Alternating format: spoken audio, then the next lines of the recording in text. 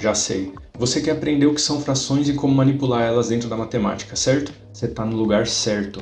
Aqui você aprende sem enrolação nenhuma, em menos de 5 minutos. Você duvida? Vem comigo e fundamente-se. Você sabe o que são frações? Elas são só números, só que elas são escritas na forma de divisão. Olhar para elas assim ajuda muito na hora de fazer conta. Quer ver? Olha só. Você pode escrever, por exemplo, o número 4 como 8 sobre 2, porque a divisão de 8 por 2 dá 4.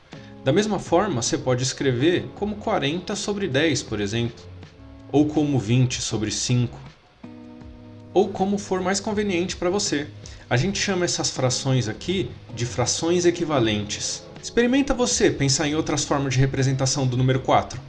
A fração, ela pode significar só um número, mas ela também pode ter um significado físico.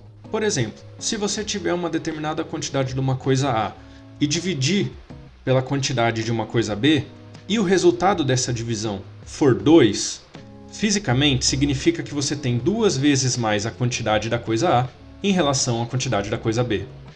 Da mesma maneira, se você dividir a quantidade da coisa B pela quantidade da coisa A, o resultado nesse caso daria meio, ou seja, você tem metade da quantidade da coisa B em relação à quantidade da coisa A. Mas isso a gente pode aprofundar mais tarde em razão e proporção. Já se inscreve aqui para não perder esse assunto.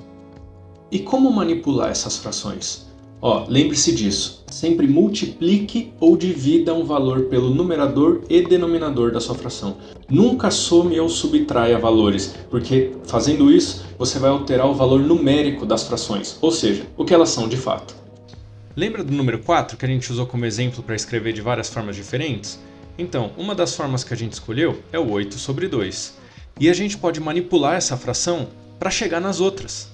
Se a gente, por exemplo, escolher o 5 como fator para multiplicar pelo numerador e pelo denominador dessa fração, 8 vezes 5, 40, 2 vezes 5, 10, a gente chegou numa fração equivalente. Ou seja, a gente ainda está tratando sempre do mesmo valor numérico, que é 4. Isso ajuda muito na hora de fazer conta com fração.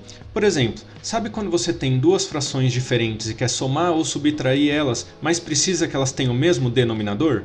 Então, experimente esse método de manipulação de fração da próxima vez e veja se ele faz sentido para você.